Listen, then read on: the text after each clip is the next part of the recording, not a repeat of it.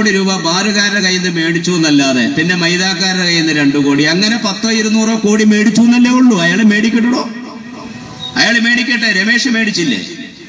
K Babu മേടിച്ചില്ലേ? ആരാ മേടിക്കാത്തുള്ള? പിന്നെ മാണി മേടിക്കണേന് മാത്രം നിങ്ങൾക്ക് ഇത്ര അസ്വസ്ഥത എന്താ? മാണി മേടിക്കാൻ പാടില്ലാത്രേ. മാണി ഇന്നും ഇന്നലെ തുടങ്ങിയതല്ലല്ലോ ഈ മേടിക്കല്. നിങ്ങൾക്കിത് അറിഞ്ഞൂടെ? മാണി ഇന്നും ഇന്നലെ മേടിക്കണതാണോ?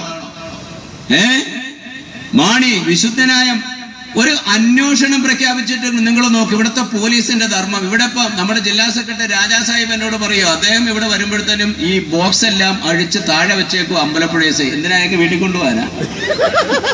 അയാൾക്ക് വീട്ടിൽ കൊണ്ടുപോകാനാ? ഇതൊക്കെ അഴിച്ച് താഴെ വെച്ചോ. കാരണം കാര്യക്ഷമമായി കാര്യങ്ങൾ അന്വേഷിക്കുക. വെറുതെ പാവങ്ങളുടെ പുറത്തേക്ക് കയറാന്നല്ലാതെ ഈ കാക്കിയും കോപ്പും ഇട്ടിട്ട് എന്തെങ്കിലും ചെയ്യാൻ പറ്റുന്നുണ്ടോ? എന്തെങ്കിലും ചെയ്യാൻ പറ്റുന്നുണ്ടോ? നീതി നടപ്പാക്കാൻ ഏതോ ഒരു വട്ടുവിലാസം ഒരുത്തം പറ്റില്ല. ഇവിടെ ഈ ബോക്സ് വെച്ച ഒച്ച വെക്കുന്നു. പിന്നെ ബോക്സ് വെച്ച ഒച്ചയല്ലാതെ പിന്നെ മറ്റേ കൂത്താണ് കോട്ട. ബോക്സ് വെച്ച പിന്നെ ഒച്ചയല്ലാതെ വേറെന്ത് കോപ്പ കേൾക്കുന്നേ?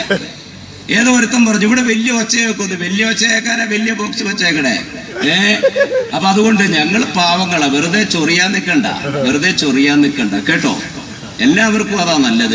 ഞങ്ങൾ ജനാധിപത്യവും മതേതരത്വവും മനുഷ്യാവകാശം തന്നെ പറയാം. അതിനുള്ള സ്വാതന്ത്ര്യവും പെർമിഷനും ഒക്കെ എടുത്തിട്ടാണ് ചെയ്യുന്നത്. പിന്നെ നിന്റെ കഴപ്പ് തീർക്കാൻ ഇതിനകത്തേക്ക് കയറണ്ട. ഇതൊരു താക്കീതാണ്. ഇത് ഇവിടെ വെച്ച് അവസാനിപ്പിച്ചാൽ നിനക്കും നല്ലത്. അതുപോലെ തന്നെ ബാക്കി ഞാൻ പിന്നീട് പറയാം. ഞാൻ പറയുന്നില്ല ഇത്. ആ സ്ഥാനത്ത് ഇവിടെ അന്വേഷണം